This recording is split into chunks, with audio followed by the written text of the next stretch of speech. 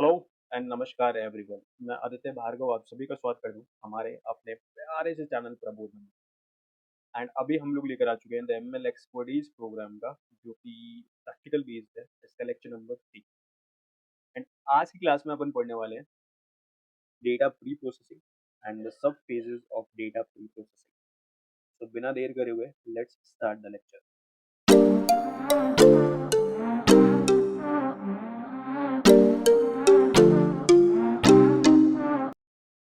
तो अगर आपको लेक्चर नंबर 1 याद आ रहा हो, तो हमने वहाँ पे ऑलरेडी बात करा था कि जब भी आप एमएल मॉडल बना रहे हो तो आपको 3 फेजेस से गुजरना होता है। पहला फेज होता है हमारा डेटा प्री प्रोसेसिंग का, दूसरा फेज होता है हमारा मॉडलिंग का, एंड तीसरा फेज होता है हमारा इवैल्यूएशन का। तो आज हम पहला फेज जिसको डिस्कस करने वाले हैं, जो कि हमारा डेटा प्री प्रोसेसिंग। सो डेटा प्री प्रोसेसिंग में अगर हम बात करें तो फर्स्ट क्वेश्चन तो यही आता है कि what is data pre processing. So pre processing refers to the transformations that we apply to the data before feeding it to the ML algorithms.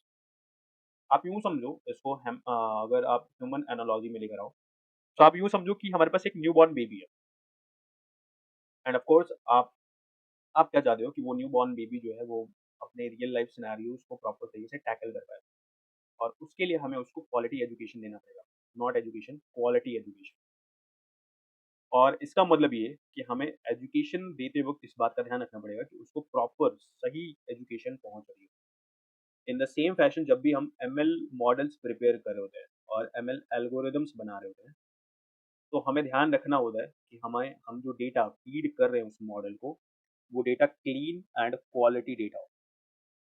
So raw data को क्लीन एंड क्वालिटी डेटा में convert करना, this is called data pre processing. So basic तौर पे data pre processing is method of converting raw data into clean and quality data. And इसके लिए अपन कुछ transformations apply करते हैं, एंड उन्हीं ट्रांसफॉर्मेशंस को अपन कहते हैं data pre processing. So the question number 2 कि क्या होगा इससे। तो इससे हम रॉ डेटा को क्लीन एंड क्वालिटी डेटा में कन्वर्ट कर पाए। क्वेश्चन नंबर 3 कि भाई क्यों हमें डेटा प्री प्रोसेसिंग क्यों करनी है। और इसका जवाब शायद अब तक आपको समझ में आ चुका होगा कि जो रॉ डेटा होता है उसमें 3 तरह की खामियां हमें कॉमनली देखने को मिलती है। पहली कि रॉ डेटा इनकम्प्लीट होता है, माइट बी। तो हो सकता है कि जो रॉ रॉ डेटा हो उसके अंदर कुछ मिसिंग डेटा है, इनकम्प्लीट है, तो हमें उसको फुलफिल करना पड़ेगा। दूसरा, नॉइज़ी हो सकता है। मैंने एक मुझे रेस्टोरेंट रिव्यू का एक डेटा सेट मिला था, एंड उसके अंदर मैंने क्या देखा था कि बहुत बार लोग क्या कर रहे थे कि ए के बदले एट द रेट लिख रहे थे। अब वो ए के बदले एट द रेट एक नॉइज़ है, जो कि एमएल मॉडल जब ट्रेन हो रहा होगा तो उसको प्रॉपर तरीके से समझ नहीं पाएगा। अगर एमएल मॉडल प्रॉपर तरीके से बिना समझे प्रिपेयर हुआ तो ऑफ कोर्स वो मॉडल इतना ज़्यादा इफेक्टिव भी नहीं है। एंड तीसरी चीज़, इनकंसिस्टेंट। इसी तरीके से मुझे एक दूसरा भी डेटा सेट मिला था जहाँ पे डेट जो कॉलम था उसमें जो डेट वैल्यूज लिखी हुई थी, वो जो डेट लिखी हुई थी, बट जो डेटा टाइप था उनका वो स्ट्रिंग था इंस्टेड ऑफ डेट टाइप। भाई डेट का डेटा टाइप डेट होना चाहिए था, बट वो डेट ना होके स्ट्रिंग था। तो ये भी एक तरह का आप नॉर्मेलिटी देखने को मिल रहा है। तो कॉमनली जो भी रॉ रॉ डेटा होता है उसमें 3 तरह की एबनॉर्मेलिटीज हमें देखने को मिलती है। पहला इनकम्प्लीट, दूसरा नॉइजी, एंड तीसरा इनकंसिस्टेंट। और इसी की वजह से हमें रॉ डेटा को क्लीन एंड क्वालिटी डेटा में कन्वर्ट करने के लिए कुछ ट्रांसफॉर्मेशंस करने होते हैं, एंड उन्हीं ट्रांसफॉर्मेशंस को अपन कहते हैं प्री प्रोसेसिंग और डेटा प्री प्रोसेसिंग। जब भी आप डेटा प्री प्रोसेसिंग की बात करो तो इसमें कुछ सब फेजेस आपको देखने को मिलेंगे, एंड कॉमनली ये 7 सब फेजेस आपको देखने को ही मिलते हैं। सो पहला जो सब फेज है वो है हमारा importing the libraries. Of course जब आप मॉडल बना रहे होंगे तो आपको बहुत सारे लाइब्रेरीज की जरूरत पड़ेगी फॉर वेरियस पर्पसेस। तो पहला फेज यही है कि आप उन लाइब्रेरीज को इंपोर्ट करो, एंड इसी को हम कहते हैं इंपोर्टिंग द लाइब्रेरीज। ये हमारा पहला सब फेज है। जो दूसरा सब फेज हमको देखने को मिलता है that is called importing the data set. और बिना डेटा सेट को इंपोर्ट करे हुए आप किस तरीके से अपने मॉडल को प्रिपेयर करते हैं, राइट। और इसीलिए हमें डेटा सेट को इंपोर्ट करना होता है। जो तीसरा सब फेज हमको देखने को मिलता है that is dependent and independent variables में सेपरेट करना। नाम से पता चला है इंडिपेंडेंट वेरिएबल्स वो वेरिएबल्स है जो किसी पे डिपेंड नहीं करते। जबकि डिपेंडेंट वेरिएबल्स वो वेरिएबल्स होते हैं जो किसी और किन्हीं फैक्टर्स पर डिपेंड करते हैं। ओके, तो आगे जाके अभी हम समझेंगे भी कि डिपेंडेंट एंड इंडिपेंडेंट वेरिएबल्स किन्हें कहते हैं, एंड वो चीज़ मैं आपको जब डेटा दिखाऊंगा तब आपको समझाऊंगा। जो चौथा सब फेज हमें देखने को मिलता है वो है मिसिंग डेटा को हैंडल। डेटा सेट हमको मिलता है तो उसके अंदर कुछ मिसिंग डेटा भी होता है, तो उसको हैंडल करना हमारा फोर्थ सब फेज होता है डेटा प्री प्रोसेसिंग। जो फिफ्थ सब फेज हमें देखने को मिलता है that is called encoding and encoding the categorical data. जब भी डेटा हमको मिलेगा तो उसमें दो तरह के डेटा आपको देखने को मिलेगा। पहला कैटेगोरिकल डेटा एंड दूसरा न्यूमेरिकल डेटा। कैटेगोरिकल डेटा उनको कहते हैं जो कि कैटेगरीज में डिवाइड करते हैं पूरे डेटा। फॉर एग्जाम्पल, जैसे कि मतलब एक डेटा है जिसके अंदर लिखा हुआ है ऐसा कि either they purchase the product और नॉट। तो दो कैटेगरीज हैं, आइदर यस और नो। तो ये जो डेटा है, ये जो कॉलम है जिसमें यस और नो लिखे हुए हैं, परचेज कॉलम जिसमें यस और नो लिखे हुए हैं, ये आपका कैटेगोरिकल डेटा है। अब ये डेटा आइदर इंडिपेंडेंट वेरिएबल में हो सकता है और डिपेंडेंट वेरिएबल में हो सकता है, तो हमें दोनों को एनकोड करना पड़ेगा। तो एनकोडिंग का क्या मतलब है? एनकोडिंग का मतलब है ऑल द वे मशीन को ये यस और नो नहीं समझना है, मशीन को सिर्फ नंबर समझना है। आप इस कैटेगोरिकल डेटा को नंबर डेटा में कन्वर्ट करोगे and that is called encoding. Okay, जो सिक्स्थ सब फेज हमको देखने को मिलता है वो ये कि आपका जो डेटा सेट है उसको ट्रेनिंग एंड टेस्टिंग डेटा में कन्वर्ट कर। आपको याद होगा लास्ट क्लास में हमने इवन डिस्कस भी करा था कि भाई ट्रेनिंग डेटा किसे कहते हैं, टेस्टिंग डेटा किसे कहते हैं, एंड इन दोनों का क्या इंपॉर्टेंस है। तो ट्रेनिंग डेटा हमारा काम आता है मॉडल्स प्रिपेयर करने में, एंड टेस्टिंग डेटा काम आता है चेक करने में और इवेल्युएट करने में that whether that model is serving the purpose और नॉट। एंड द सेवेंथ सब फेज और सेवेंथ स्टेप जो डेटा प्री प्रोसेसिंग का है वो हमारा फीचर स्केलिंग। तो फीचर स्केलिंग क्या होती है, इस चीज़ को समझने के लिए पहले मैं आपको डेटा दिखाता हूँ, उसके अंदर मैं आपको डिपेंडेंट एंड इंडिपेंडेंट वेरिएबल समझाता हूँ, एंड फिर मैं आपको फीचर स्केलिंग समझाता हूँ। ओके, तो अभी अपन आ चुके हैं अपने गूगल कोलैब में, एंड मैं अगर आपको डेटा दिखाऊं तो ये रहा हमारे पास वो डेटा जिसकी बात करूं मैं। सो इस डेटा में अगर आप देखो तो चार कॉलम्स हैं हमारे पास। पहला कंट्री कॉलम जिसके अंदर आपको कॉमनली 3 कंट्रीज देखने को मिली है, इंडिया, श्रीलंका एंड चाइना। अब आप देख सकते हो कि ये कॉलम जो है, इस कॉलम ने पूरे डेटा को 3 पार्ट्स में बाँट दिया है। आइदर डेटा आपका इंडिया इंडिया रिलेटेड होगा और श्रीलंका रिलेटेड होगा और चाइना रिलेटेड होगा। तो ये जो कॉलम है, ये जो डेटा है, ये हमारा कैटेगोरिकल डेटा है। दूसरा एज जिसमें नंबर्स लिखे हुए हैं, ये न्यूमेरिकल डेटा है। सैलरी नंबर्स लिखे हुए हैं, न्यूमेरिकल डेटा है। परचेज्ड कॉलम अगर आप देखो तो ये पूरे के पूरे डेटा को 2 पार्ट में बाँट रहा है, या तो येस और नो। तो ये भी हमारा कैटेगोरिकल डेटा है क्योंकि इसने पूरे डेटा को परचेज कॉलम एक कैटेगोरिकल कॉलम है, इसने पूरे डेटा को 2 कैटेगरीज में बाँट दिया, येस और नो। ओके, अगर मैं इन चारों कॉलम्स में बात करूं तो चारों कॉलम्स में परचेज कॉलम जो है वो इन 3 कॉलम्स पे डिपेंड कर रहा है, भाई salary of the person, age of the person and the country of the person. So ये जो परचेज्ड कॉलम है, ये कॉलम हमारा कहला जाएगा डिपेंडेंट कॉलम और डिपेंडेंट वेरिएबल। जबकि ये जो 3 कॉलम्स हैं जिनका एक दूसरे के साथ कोई रिलेशन नहीं है, तो ये जो कॉलम्स हैं इनको अपन कहते हैं इंडिपेंडेंट कॉलम्स और इंडिपेंडेंट वेरिएबल्स, एंड इन्हीं इंडिपेंडेंट वेरिएबल्स को अपन फीचर्स भी कहते हैं। सो आई होप आपको ये समझ में आ गया होगा, ये जो परचेज कॉलम है इस पूरे के पूरे डेटा में, ये जो परचेज कॉलम है ये हमारा डिपेंडेंट कॉलम, जबकि ये जो हमारे 3 कॉलम्स हैं कंट्री, एज एंड सैलरी, ये हमारे बेसिक तौर पे इंडिपेंडेंट कॉलम्स, एंड ये पूरा का पूरा हमारा डेटा अवेलेबल है। शायद आपको ये बात समझ में आ रही होगी, राइट। सो ये पूरा का पूरा डेटा है हमारे पास। सवाल आया सर फीचर स्केलिंग क्या होती है।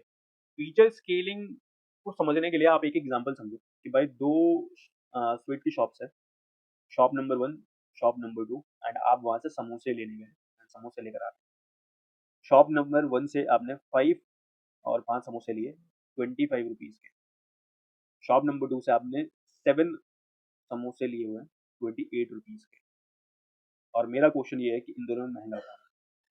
आपने देखा 25 रुपया, 28 रुपया, आपने बोला शॉप नंबर 2 महंगा है, कॉस्टली है। आपने जो चीज़ इग्नोर करी वो था क्वांटिटी। इट मीन्स यहाँ पे दो कॉलम्स हैं, quantity column and cost column. आपने सिर्फ एक कॉलम को ध्यान रखा, दूसरे कॉलम को ध्यान नहीं दिया, जिसका इम्पैक्ट है। आपको लगा 25 एंड 28 के सामने 5 और 7 का क्या ही इम्पैक्ट है, बट इन रियलिटी अगर आप ध्यान से देखोगे तो 5 समोसा 25 रुपीज़, बोले दो 5 रुपीज़ पर समोसा। 7 समोसा 28 रुपीज़, इसका मतलब 4 रुपीज़ पर समोसा। कॉस्टली शॉप नंबर 2 नहीं है, शॉप नंबर 1 है। एंड ये बात आपको तब पता चला जब आपने दूसरे कॉलम को भी कंसिडर करा, एंड सिर्फ और सिर्फ कंसिडर ही नहीं करा, इवन दूसरे कॉलम को आपने एक ही स्केल पर लेकर आए। आप 5 और 7 नहीं देखा आपने, आपने 1 देखा वहाँ पे। भाई 1 का कितना कॉस्ट पड़ रहा है, 1 का शॉप नंबर 1 पे क्या कॉस्ट पड़ रहा है, एंड 1 समोसे का शॉप नंबर 2 पे क्या कॉस्ट पड़ रहा है। इसका मतलब ये है कि आपने जो पहला क्वांटिटी कॉलम था उसको एक ही स्केल पर लेकर आए, 5 और 7 की नज़र से नहीं देख रहे हो आप, 1 की नज़र से देख, and this is called feature scaling. It means कि बहुत बार ऐसा भी होता है कि आप एक फीचर को नेग्लेक्ट कर रहे होते हैं जबकि उसका इम्पैक्ट होता है। एंड ऐसे केस में अपन क्या करते हैं कि उन फीचर्स को और उस फीचर कॉलम को आप क्या करते हैं, एक ही स्केल पे लाकर एंड फिर आप चीज़ों को देखने की कोशिश करते हैं, and this is called feature scaling. आप 5 और 7 के नज़र से नहीं देख रहे हो, आप 1 के नज़र से देख रहे हो कि 1 का कॉस्ट क्या पड़ रहा है, और इसी चीज़ को अपन कहते हैं feature scaling. Okay, feature scaling को और भी ज़्यादा डिटेल में हम तब पढ़ेंगे जब फीचर स्केलिंग कर रहे होंगे, बट अभी के लिए आपको ये समझ में आना चाहिए कि फीचर स्केलिंग क्या होता है। एंड शायद अभी आपको ये पूरा का पूरा डेटा समझ में आ चुका है जिसके अंदर 4 कॉलम्स हैं।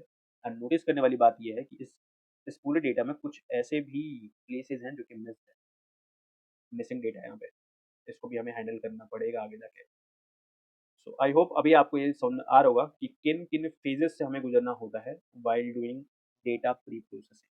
तो पहला, importing the libraries, importing the data set, separating dependent and independent variables, handling missing data, encoding categorical data।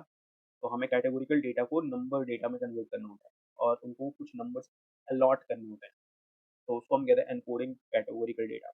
उसके बाद अपने को डेटा सेट को दो पार्ट में बांटना होता है, training and test the data, and last step जो है वो हमारा फीचर स्केलिंग है। ओके ओके, सो पहली चीज़ जो है उसको अपन देख लेते हैं, एंड वो है इम्पोर्टिंग द लाइब्रेरीज। तो लाइब्रेरीज को इम्पोर्ट करना पहला आज देख लेते हैं। कॉमनली अगर आप देखो तो 4 लाइब्रेरीज बहुत कॉमन है जिनको आप यूज़ करोगे ही करोगे। उसमें से पहली लाइब्रेरी है जो कि है numpy लाइब्रेरी, जिसको हम न्यूमेरिकल पाइथन लाइब्रेरी भी कहते हैं। एंड इस लाइब्रेरी को अपन यूज़ करते हैं एरेज से डील करने के लिए, क्योंकि मशीन को लर्न कराने के लिए जब हम डेटा को फीड करेंगे तो एरेज के फॉर्म में, एंड एरेज के लिए जो one of the best library हमको देखने को मिलती है दैट इज numpy। तो इसीलिए अपन इस लाइब्रेरी को इम्पोर्ट करें यहाँ पे, बार बार numpy ना लिखना पड़े, और इसी के लिए अपन इसके लिए शॉर्ट डिनोशन यूज करें दैट इज np, क्योंकि यूजुअल शॉर्ट डिनोशन है। जो दूसरी लाइब्रेरी अपन यूज करते हैं वो है हमारा पांडास। एंड आपको याद भी होगा कि पांडास को डेटा एनालिसिस के लिए यूज करते हैं, बहुत कॉमन एंड बहुत यूजफुल लाइब्रेरी है for this purpose. Even data set को लोड करने के लिए भी ये जो क्या कहते हैं लाइब्रेरी है वो काफ़ी ज़्यादा इंपॉर्टेंट है। जो तीसरी लाइब्रेरी अपन यूज करते हैं एंड वो हमारा Matplotlib. And basic तौर पे मैट प्लॉट लिब में एक मॉड्यूल है जो कि है पाई प्लॉट, एंड ये मॉड्यूल हमें काम आता है for graph and chart preparation, क्योंकि डेटा को भाई ग्राफ एंड चार्ट में विजुलाइज करना एक अच्छा है, उससे हमें भी समझ में आता है कि भाई डेटा किस तरह का है, क्या फ्लो है उस पूरे डेटा को। और इसी की वजह से अपन इस लाइब्रेरी को इम्पोर्ट करें जो कि है मैट प्लॉट लिब, एंड इसमें भी जो पाई प्लॉट मॉड्यूल है उसको बेसिक तौर पे। एंड चौथा जो कि एक ऑप्शनल बट हाँ इंपॉर्टेंट लाइब्रेरी है जो कि ओ एस लाइब्रेरी। बेसिक तौर पे आपके ऑपरेटिंग सिस्टम में कोई डेटा पड़ा हुआ है उसको मॉडिफाई करना है, उसमें कुछ चेंजेस लेकर आने हैं, तो उसके लिए अपन ओ एस लाइब्रेरी यूज़ करते हैं। ये कॉमनली यूज़ होने वाली लाइब्रेरी नहीं है, हाँ बट यूज़ होती है एंड इंपॉर्टेंट लाइब्रेरी है, and that's why we are importing this library and we call this O S library. देखने वाली बात यह है कि इस इन लाइब्रेरीज के अलावा भी कुछ इंपॉर्टेंट लाइब्रेरीज हैं जो कि आगे हम यूज़ करेंगे, अफकोर्स करेंगे, बट कॉमनली इन लाइब्रेरीज को हम यूज़ करते हैं, एंड दैट्स वाई हम शुरुआत में इन लाइब्रेरीज को इम्पोर्ट करें। ओके, ताकि कहानी कहीं से तो शुरू हो, और यही वो लाइब्रेरीज है, इनको रन कर दें एक बारी, एंड आप देख सकते हो कि बिना कोई एरर के ये चीज़ रन होगी। सो आई होप अभी आपको चीज़ें समझ में आ रही होंगी। अगर कुछ भी ना समझ में आ रहा प्लीज़ आप कमेंट में डालो, we will short that thing as soon as possible. And दूसरी चीज़, अगर चीज़ समझ में आ रही है तो प्लीज़ लाइक करें, शेयर करें, सब्सक्राइब करें। एंड और भी जो तीसरी चीज़ है वो ये कि भाई पढ़ो, ज़्यादा से ज़्यादा रेफरेंसेस को कलेक्ट करो एंड सलीके से चीज़ों को ग्रास्प करो, बहुत इंपॉर्टेंट। एंड साथ में प्रैक्टिस करते रहो। ओके, एंड इसी होप के साथ कि आप ये सारे टास्क करोगे, लेट्स से बाय बाय।